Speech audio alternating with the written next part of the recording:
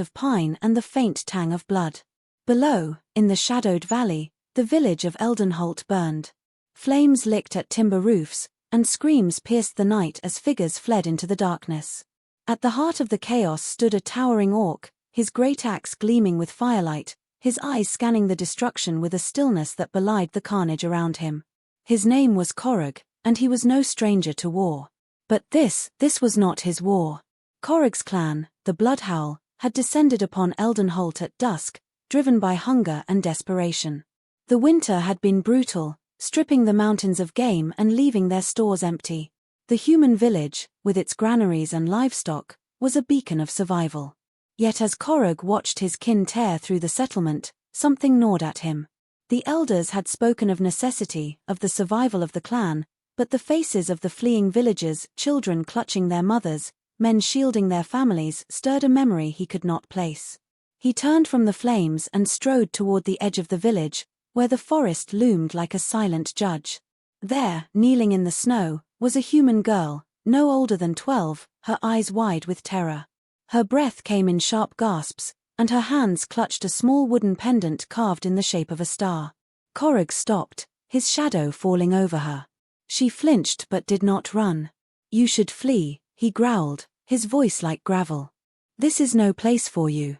The girl's gaze flickered to the axe in his hand, then back to his face. "You're not like them," she whispered, her voice trembling but defiant. "You don't want this." Korug's grip tightened on the axe. He wanted to snarl, to tell her she knew nothing of orcs, of their struggles, of the hunger that drove them to this. But her words struck deeper than he cared to admit.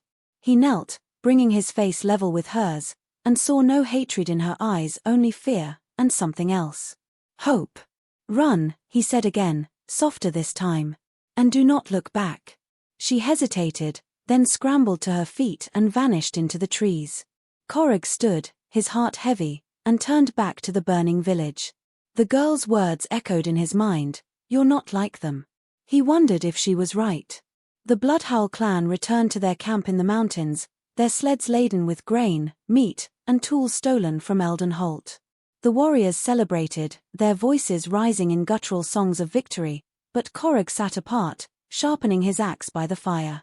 His brother, Gorzard, approached, his tusks gleaming in the firelight. "You fought poorly tonight," Gorzard said, tossing a strip of dried meat at Korug's feet. "Your heart wasn't in it." Korug caught the meat but did not eat. "We burned their homes," Gorzard. "Killed their kin. For what? A few sacks of grain." Gorzard snorted. "For survival. The humans would do the same to us. They always have." "Have they?" Korug's voice was low, dangerous. "When have they come for us?" "We strike first, always. We give them reason to hate us." Gorzard's eyes narrowed. "You sound like a weakling. Like a human lover." Korug stood, towering over his brother. "I am Bloodhowl. I bleed for this clan. But I will not slaughter children for it." The camp fell silent, warriors turning to watch. Gorzard stepped closer, his hand on the hilt of his dagger. "Careful, brother. Words like that get you exiled. Or worse." Korug held his gaze, then turned and walked into the night. He needed air, needed to think. The girl's face haunted him, her pendant a symbol of something he could not name. He climbed higher into the mountains, to a ledge overlooking the valley. There, under the cold light of the stars, he made a decision. He would find her. He would learn why her words had shaken him. And he would discover if orcs were truly beyond redemption. The forest was a maze of shadows and whispers, but Korug moved with purpose. He tracked the girl's faint trail, broken twigs, scuffed earth until he reached a small clearing. There, hidden beneath a makeshift shelter of branches, was the girl. She froze at the sight of him, her hand clutching the pendant. "You followed me," she said, her voice steady despite her fear. Korug raised his hands, empty of weapons. "I mean no harm. I need to know what you meant about me." The girl studied him, her eyes searching his face. "My name is Lyra," she said at last. "And I meant what I said. You didn't kill me when you could have. You're different." Korug sat, keeping his distance. "I am Korug of the Bloodhowl. And I have killed. Many times. I am no different. Lyra shook her head. You're wrong. I've heard stories of orcs, monsters who live for blood. But you let me go. Why? Korog stared at the ground, his memories a tangle of battles and loss. I don't know. Your pendant, it reminded me of something. A time before the wars. Lyra held up the star-shaped carving. My mother made this. She said it's a symbol of hope. That even in darkness, there's light. Hope. The word felt foreign to Korog, like a language he had forgotten. He looked at Lyra, at the defiance in her small frame, and felt a spark of something new. Your village, he said. They will come for us now. They will hunt my clan. Lyra nodded. They will. But maybe it doesn't have to be that way. Korog frowned. What do you mean? I've heard of a place, Lyra said, her voice barely above a whisper. A valley, hidden beyond the mountains. They call it Haven. Humans, orcs, elves, they live there together. No war, no killing. Maybe you could go there. Korog laughed, a harsh sound. A fairy tale. No such place exists. It does, Lyra insisted. My mother spoke of it before she died. She said it's real, but hard to find. You have to want it. Really want it. Korog fell silent. A place without war? It sounded impossible. Yet the idea took root, fragile but persistent. And you? He asked. Where will you go? Lyra's eyes hardened. I'll find Haven. I have to believe it's real. For my mother. Korog looked at the pendant, then at the girl who carried it. I will help you, he said, the words surprising even himself. But my clan, they will not understand. Then don't tell them, Lyra said. Not yet. The journey to find Haven was perilous. Korog and Lyra traveled by night, avoiding human patrols and orc scouts. The mountains were unforgiving, their paths littered with ice and stone, but Korog's strength and Lyra's cunning kept them alive. They shared stories as they traveled, Korog of his childhood, of a mother who sang songs of peace before the wars consumed her, Lyra of her village, of a father who taught her to read the stars. Slowly, they began to trust each other. But trust could not shield them from danger. One night, as they crossed a frozen river, they were ambushed. Gorzed and a band of Bloodhowl warriors emerged from the shadows, their weapons drawn. Traitor, Gorzed spat, his eyes locked on Korog. You abandon your clan for a human whelp. Korog stepped in front of Lyra, his axe raised. I abandon nothing. I seek a better way. Gorzed sneered. There is no better way. Only strength.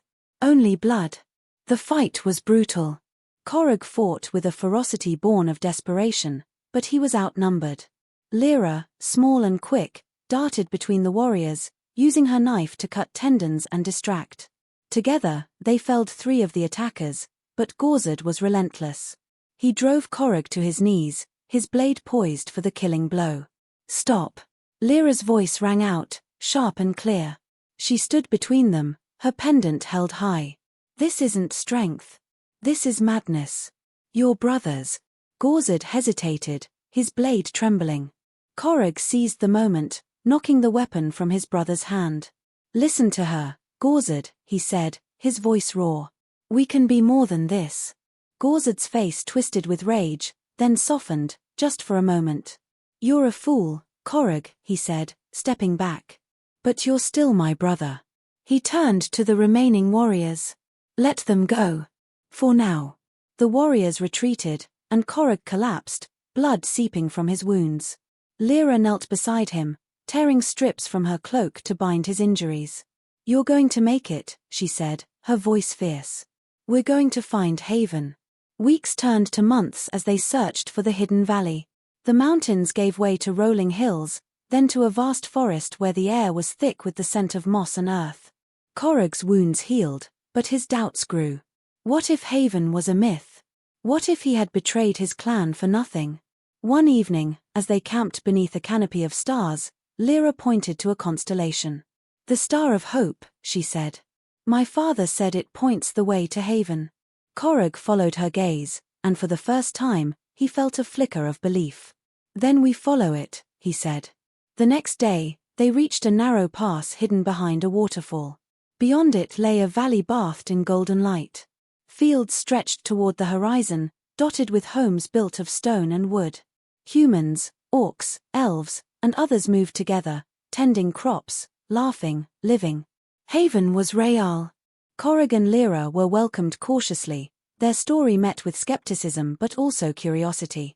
The elders of Haven, a council of mixed races, listened as Corrig spoke of his clan, of the hunger that drove them, of the cycle of violence he wished to break. Lyra spoke of her mother's pendant, of the hope it carried. "You are not the first to come here seeking redemption," said an orc elder named Varna, her eyes kind but sharp. "But redemption is not given. It is earned.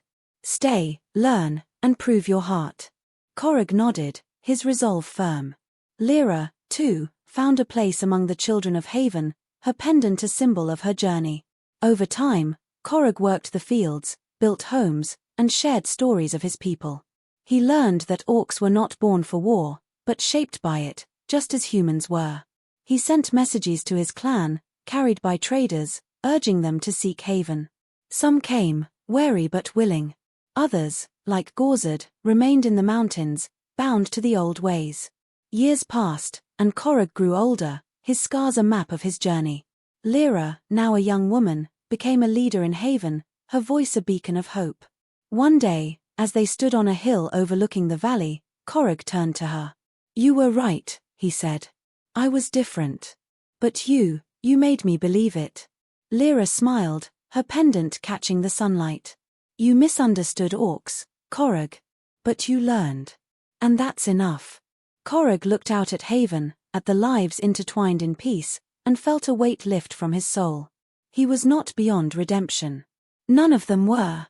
The story of Corrig and Lyra spread beyond Haven, carried by travelers and traders. Some called it a myth, a tale to soothe the hearts of the weary. Others believed it, and sought the valley for themselves.